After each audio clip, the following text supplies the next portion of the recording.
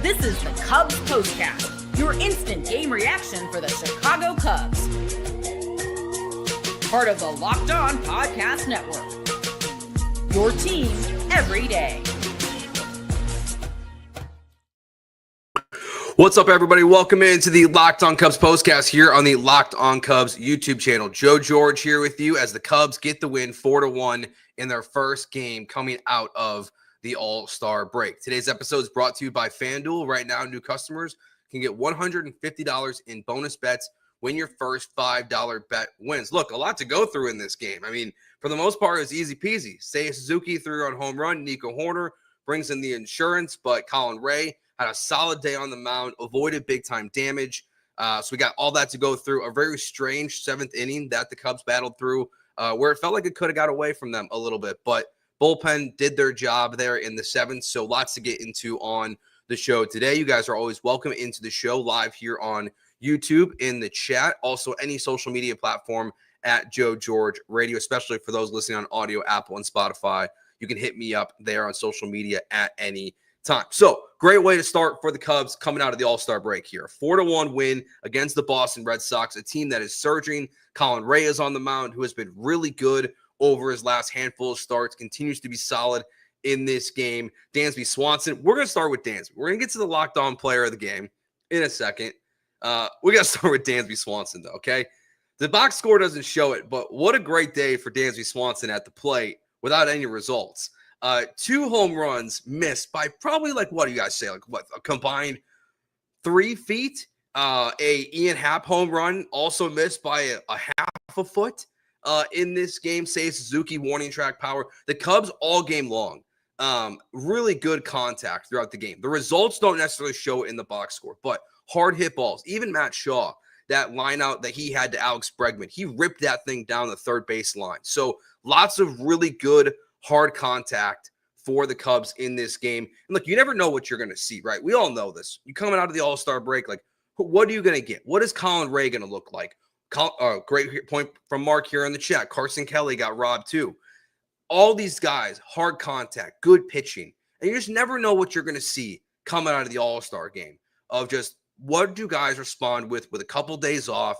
Obviously, only Tucker in PCA playing in the All-Star game itself. And they come out and everyone really, I thought for the most part, had good at-bats in this game. You're getting good contact from everyone. So very positive start there for the Chicago Cubs from that perspective. But now let's get to our Locked On Player of the Game. This is the Locked On Player of the Game. All right, Locked On Player of the Game today is going to have to be Seiya Suzuki, a 3-run home run in the first. But also, kudos again. Craig Counsell, we give managers a lot of grief. We got to give him credit where credit's due, right? So he makes the change at the top of the lineup. Michael Busch, 6-pitch at bat, walk. Kyle Tucker, 8-pitch at bat, walk. And then here comes Seiya Suzuki in the bottom of the first inning, hits a 3-run bomb to get this thing going. An absolute snub. 27th home run, I think it is, of the season. Got up to his 80th RBI on that one. Seiya Suzuki continues to be, honestly, a revelation in this lineup this year. What he's done, the way he's changed his approach, having Kyle Tucker in front of him, he has been an RBI machine for the Cubs. He comes through in a lot of clutch situations. Every player has their moments where they don't. But Seiya Suzuki today, you got a 26th home run. Thank you, chat. Seiya Suzuki comes through there when you needed him and gets this thing going for the Cubs and proves again an absolute snub of an all-star. I mean, I can't believe that he led Major League Baseball in RBIs and was not an all-star. It's just an insult to me. I get you have to have certain guys on the roster from the bad teams or whatever, but Seiya proves it's a snub right out the gate. So big home run for him there to start this one. Then Nico Hoerner does what he does best, like he's been doing all season long, what he's really been basically doing since he's been a member of the Cubs. He comes up later in the game with runners on first and second, gets the RBI single, aggressive send from third base. Aggressive. We'd be questioning that play a lot if the Cubs would have lost this game today in any way. And if Ian Happ would not have been safe. But aggressive send, Ian Happ safe at home, great slide. And again, Nico Hoerner just does what Nico Hoerner does, and that's go out there and put up gems and put up plays where you got runners in scoring position. So what's been working for the Cubs well so far this season? Walks, power, good base running, great defense, and we saw that in this one. Now, I don't want to take anything away from Crow-Armstrong, but what were the Red Sox doing? I think it was Abraham Toro on second base. What a weird play that was. That was like a routine line out. He's so far off the base pass, but PCA recognizes it, uses his cannon, gets the runner out at second base there for the double play. And that's one of those moments in this game where the Cubs defense has been helping carry this team all year long. It's part of the reason why I think when you talk about, like, are the Cubs legitimate World Series contenders this year? Obviously, they need to add at the deadline.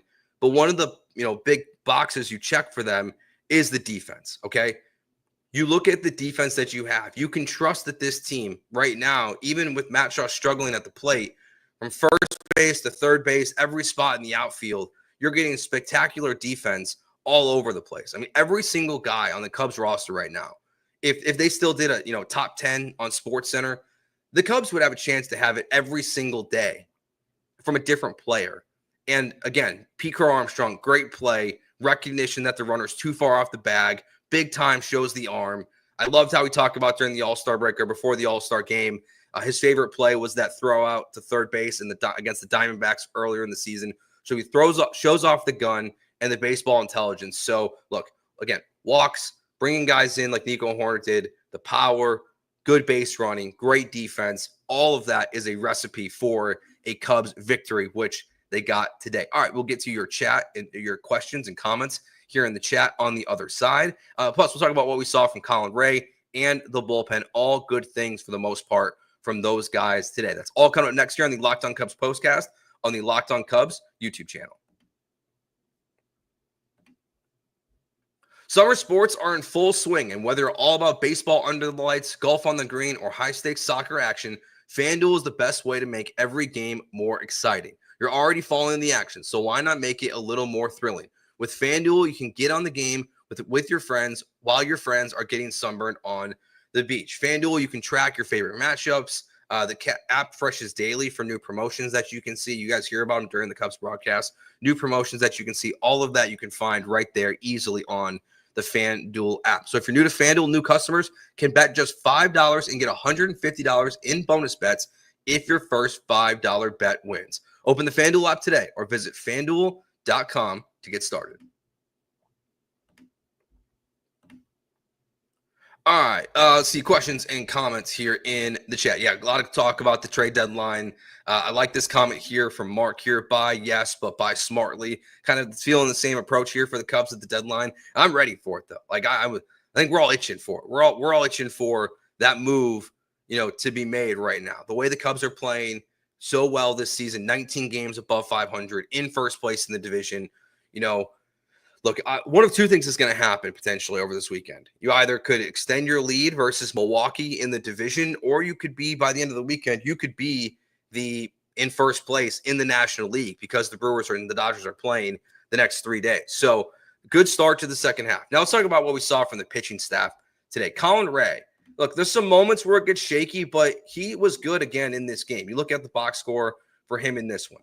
5 innings pitched, 4 hits, 1 earned run, 4 walks, 5 strikeouts. And the strikeout stuff was working early for him. Super aggressive against the Red Sox. He looked like how he's again looked recently. But what I like the most about Colin Rea today here, let's go through 2 situations that he went through, okay? The top of the 3rd inning. So Duran walks and Bregman singles. So you got first and third with 2 outs.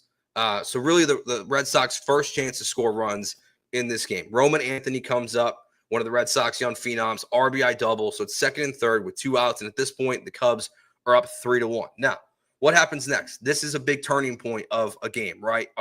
Is Colin Rea going to give up a home run? Is he going to give up more runs here and make this more stressful where the Cubs offense is going to have to respond? Instead, he gets a strikeout there. Inning is over, and the Cubs survive by only giving up 1 run. Then again, here in the top of the 5th inning, you get a single and a walk to start. So it's first and second, no outs. Here comes that Alex Bregman line out to center field, and Toro gets doubled up at second base. You get another walk here from Colin Rea in the 5th. So you got a runner on first again, but they get the fielder's choice, and the inning is over. So 2 prime opportunities for Colin Rea to give up runs against a Boston Red Sox team that is very good. They've been hot going into the break. He's able to escape both those damage opportunities there. So while he didn't have like his A stuff, I would say, in this game today, he does have the goods to get out of big time damage. And that's always what you want to see from a pitcher, right? And again, Colin Rea continues to just, while it got bumpy there for a little bit, has done really well filling in. I think I've said this a ton about Matthew Boyd. Where would the Cubs be without Matthew Boyd?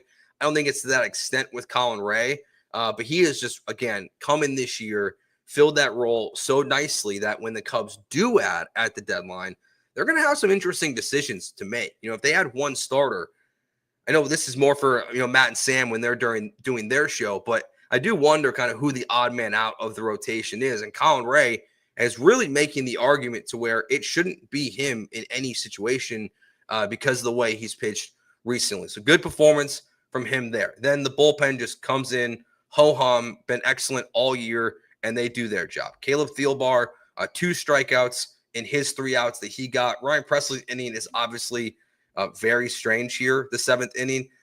So it starts off with this Duran, I think it was Duran, double that the ball boy grabs that is a foul ball, and every camera angle they showed, it looked like it was a fair ball. I'm not going to complain.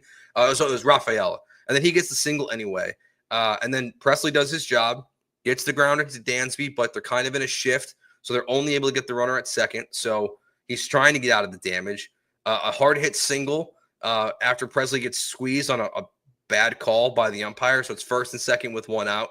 Then he gets his old teammate Alex Bregman to ground to Nico. Again, the Cubs can't turn the double play. Soft hard kick, soft contact here. So Presley's like kind of living, and he's living dangerously. Guys are getting on, but he's getting the double play balls. He's just not executing. Counsell pulls him for Drew Pomerantz, who gets the final out of the inning, and it is over pretty much at that point. And then, Keller comes in the 8th inning. Quick note on him. I think we're all feeling a little nerves. Is that the nice way to put it? Nerves with Keller on the mound. He hasn't been great recently. So Keller comes back in. We talked about this before the break on the postcast shows. But if you missed it, the general thought was just, what is Keller going to look like out of the All-Star break? Is he going to get back to form? Is he just going through a rough patch? Is he, regressing to the mean? Like what is it? Well, one outing out of the All-Star break, just one outing, looked excellent in his inning. So that's also a huge positive for the Cubs. And then Palencia gives up a single, immediately gets the double play ball, and gets out of it. So the bullpen just continues to do what they do on a daily basis. Not the real Carter Hawkins, I'm imagining. So Shaw made good contact today. Absolutely. Gets a single in the game. So he ends up going 1 for 3. But again, he had that liner to Alex Bregman that was, ripped to third base. So really good contact from Matt Shaw today. And he's obviously going to be, a player to watch. I mean, honestly, maybe the most intriguing player to me on the Cubs right now, because what he does over the next 10 days might determine what the Cubs do at the deadline. I mean, if you heard Jed Hoyer talk and other members of the front office talk during the All-Star break, including today, there's a lot of positivity still about Matt Shaw and his future and what his bat is going to look like. They also acknowledged that they need more from third base. So coming out of the break, couple of good at-bats for Shaw today, so that's very positive. But I think he's one of the more interesting players because, I hate to let a player go out there and say he's hot for 10 days, we're good to go. But, it wouldn't shock me if he does play well the next 10 days and is making better contact. And he said if he makes adjustments like we're all hoping he did during the All-Star break, that the Cubs look at him and go, maybe we don't need to trade for a third baseman. So, he could be a really interesting guy, I think, to watch. My gut tells me they are going to trade for a third baseman here at the deadline, that they're going to make a move for a third baseman, a pitcher, and maybe another arm in the bullpen. I think they'll make 3 trades or 1 big trade and 1 smaller trade at the deadline this year. But, hey, positive start for the Chicago Cubs. All right, a couple of questions here. A lot of trade questions here. A lot of stuff about Owen Casey.